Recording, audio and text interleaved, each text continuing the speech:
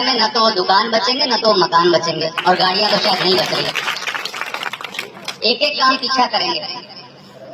Bulldozer चलेगा, bulldozer चलेगा, अपराधियों के घरों पे चलेगा, 100% चलेगा।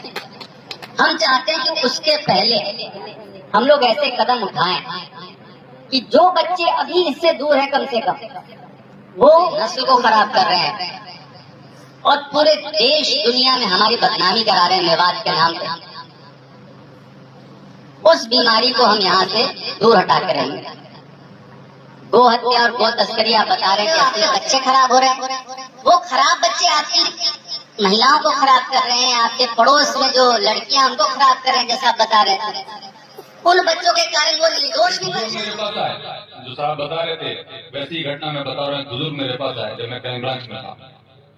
रिटायर्ड कर्मचारी थे, 60-65 लाख उनकी पूरी जिंदगी भर की कमाई थी उनके पास। हमारे साइबर अपराधी जो कि एक मोबाइल फोन लेकर के लाइन लगा के बैठे रहते हैं, आप देखते होंगे बाजारों में। उन निर्दोषों के साथ जो हो रहा है उसका दर्द आप तक पहुंचना चाहिए। तो बहुत अच्छे से कौन क्या कर रहा है मुझसे बेहतर जानते हो। तो आपके लिए हम बता देते हैं कि मतदाता जागरूक सभा अभियान ये गोपालगढ़ में हुआ। उसमें बहुत से लोग उसमें पहुंचे और उसमें भरतपुर जी राहुल प्रकाश सर भी पहुंचे। तो उसमें जनसभा का आयोजन हुआ। उसमें कहा गया कि साइबर अपराधी को बख्शा नहीं जाएगा और उनके घरों को बुलडोजर भी चलेगा। घर हो, मकान हो, दुकान हो, कोई भी हो, गाड़ी हो, उसका वो सब जब्त किया जाएगा और उस पर बुलडोजर चलेगा, कार्रवाई की जाएगी। और उसमें कहा गया है कि उसके पास एक पुलिस रिटायर कर्मचारी आया तो कहा गया कि सर ऐसे ही कोई कॉल आया तो उसने ऐसा सब जाल में फंसाया, तो 65 लाख रुपए मैं दे दिया। 65 लाख रुपए, 60-65 लाख रुपए दे दिया। तो सिर्फ किस लिए कि कभी ऐसा ना हो जो वीडियो बनाया था कभी फैमिली में किसी को पता चल जाए। देखो अपने इज्जत का सबको ख्याल होता है। और उसमें कहा गया है कि घरों को उनको चिन्हित किया जा रहा है, जो सातिर जो ठग हैं, जो बदमाश हैं, गो तस्कर हो, साइबर ठग हो, उनको चिन्हित किया जा रहा है। उनकी डायरी बनाई जा रही है। ठीक है, तो डायरी पर टॉप जो उनकी डायरी बनाकर कांस्टेबल द्वारा तो उनकी ये सब कार्रवाई की जाएगी। तो फिर बाद में ये नहीं बोलना कि ये क्या है, क्या हो गया। हम आपको दिखा भी दे रहे हैं, सब आपको वीडियो भी दिखाएंगे और आपको हम अच्छी अच्छी खबर आपको हम लाते रहेंगे। जो ये खबर हमने आपके लिए बताया है ये दैनिक भास्कर की है।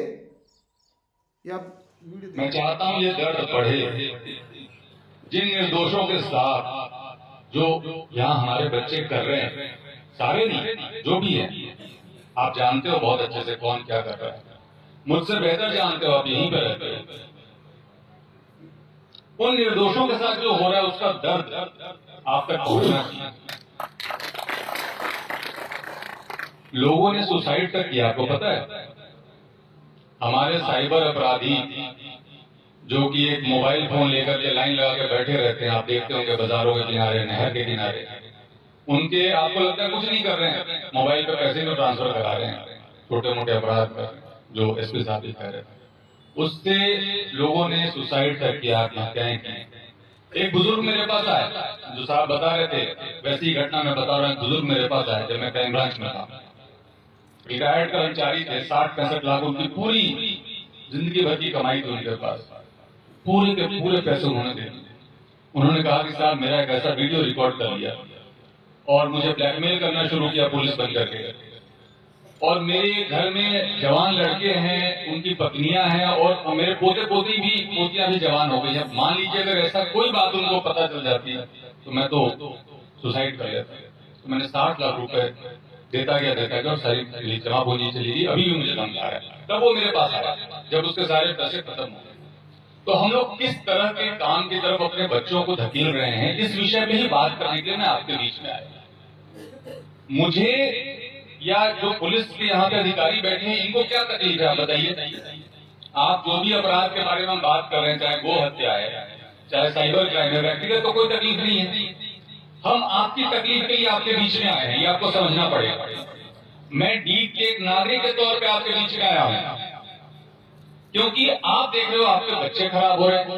वो खराब बच्चे आपकी महिलाओं को खराब कर रहे हैं, आपके पड़ोस में जो लड़कियां उनको खराब कर रहे हैं, जैसा आप बता रहे थे।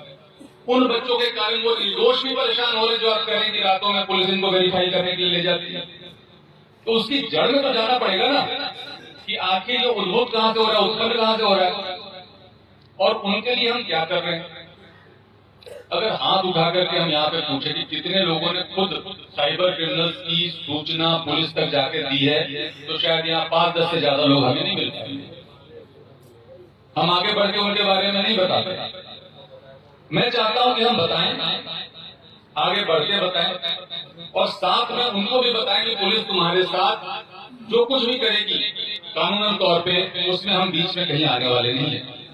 आप ये सोचो कि सरपंच साहब बचा लेंगे, प्रधान साहब बचा लेंगे, कोई जनप्रतिनिधि बचा लेगा, कोई प्रभावशाली व्यक्ति बचा लेगा, तो वो गारंटी तो मैं एसपी साहब अपनी तरफ से दे रहा हूं आपको कि कोई नहीं बचा पाएगा।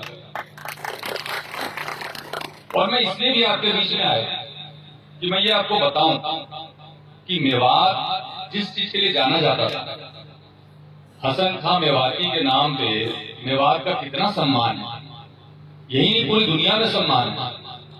और जो बता रहे थे एक भाई साहब मेरे यहाँ पे, कितना ब्रेन है यहाँ पे। यहाँ के आप मैकेनिक्स को देख लीजिए, यहाँ के ड्राइवर्स को देख लीजिए, इवन जो अपराध कर रहे हैं उसमें भी अगर आप केवल उसके ब्रेन के पार्ट को देखो, टेक्निकल पार्ट को देखो, तो कितने शार्प हैं बच्चे हमारे, और उनको हम सही दिशा नहीं दिखा पा रहे। जिम्मेदारी किसकी है, आपकी और हमारी। तो हम बीच में बैठ करके ये बात तो करें कि हम इनको कोई दिशा देना भी चाहते हैं, नहीं देना चाहते। अगर हमें लग रहा है कि अपराध से आने वाले पैसे से फायदा बहुत है, मकान बड़े बन रहे हैं, दुकान बड़ी बन रही है, गाड़ियां बड़ी बड़ी आ रही हैं, तो मैं आपको ये भी बताना चाहूंगा कि आने वाले समय में न तो वो दुकान बचेंगे, न तो वो मकान बचेंगे, और गाड़ियां तो शायद नहीं बचेंगे। एक एक काम पीछा करेंगे। बुलडोजर चलेगा, बुलडोजर चलेगा, अपराधियों के घरों पे चलेगा, 100% चलेगा। हम चाहते हैं कि उसके पहले हम लोग ऐसे कदम उठाएं कि जो बच्चे अभी इससे दूर है कम से कम, वो उसकी तरफ आकर्षित करें। आप बताएं कि पुलिस कितनी सख्ती कर रही है और कितनी सख्ती करने वाली है। इसलिए मैं आपके बीच में आया, और मैं किसी भी तरीके से किसी का नुकसान, किसी का बुरा नहीं चाहता। जो शिकायतें थी कि साहब हमें वेरिफिकेशन के नाम पे परेशानी होती है, कतई हम नहीं चाहते। हम क्यों चाहेंगे? आप सोचिए, जब पुलिस किसी के घर में घुसती है तो वहां की महिलाओं की क्या स्थिति होती है, आप सोचिए जरा। जो माताएं होती हैं वहां पे, जो बहनें होती हैं, वो किस तरीके से बेचारी अपनी इज्जत को बचा के कहीं किसी कोने में दुपक रही होती है, छुप रही होती है। क्या देख के अच्छा लगता है हमें? बिल्कुल ही नहीं लगता। लेकिन वो जो नालायक जिसके कारण ये स्थिति आ रही है, उसको पकड़ के, कान पकड़ के हम कभी पुलिस को देके आ रहे हैं क्या? इसके लिए मैं आपके बीच में, मैं ये अपेक्षा करता हूं कि आज के इस बैठक, इस मीटिंग में हम ये तय करके उठे कि जो लोग भी हमारी पूरी कौम को खराब कर रहे हैं, जो लोग भी हमारी पूरी नस्ल को खराब कर रहे हैं और पूरे देश दुनिया में हमारी बदनामी करा रहे हैं मेवात के नाम पे, उस बीमारी को हम यहां से दूर हटा के रहेंगे। गो हत्या और गो तस्करी आप बता रहे हैं कि 80% कम हो गई, 90% कम हो गई, बहुत खुशी की बात है। गो हत्या के पक्ष में भी कई लोग अपने तर्क दे जाते हैं। कभी कभी कई बार आपने सुने होंगे कुछ ऐसे भी ख्यालात रखने वाले होते हैं, देश विदेश के होते हैं, कई बार भारत के नहीं होते, कि भाई खान पान की सबको छूट है, कपड़े पहनने की सबको छूट है। ठीक है, छूट है, लेकिन जो इस देश का कानून है, जो इस देश का संविधान है, जिसके कारण हम लोगों को आजादी के साथ रहने की ताकत मिली है, अधिकार मिला है, क्या हम उस कानून को नहीं मानते? क्या हम ये बताना चाहते हैं? जो हमारे देश का कानून है उसको हम नहीं मानते? जो हमारे देश की संस्कृति है, हमें पता है कि हो सकता है किसी देश विदेश की संस्कृति में ऐसा हो जहां की गाय की पूजा नहीं होती, लेकिन हमारे देश की संस्कृति में गाय को वीडियो तो देख ही लिया, आपको वीडियो पसंद आया हो तो आप हमारी इस मेहनत के लिए वीडियो को शेयर कीजिएगा, लाइक कीजिएगा, कमेंट कीजिएगा, और आप हमारे इस चैनल पर आप अरमान खान पड़गुजर नए हैं तो आप सब्सक्राइब करना ना भूलना। आपको मिलेंगे नई ताज़ा समाचार के साथ में। जब तक हम आपसे अलविदा चाहते हैं। अस्सलाम वालेकुम, खुदा हाफिज़।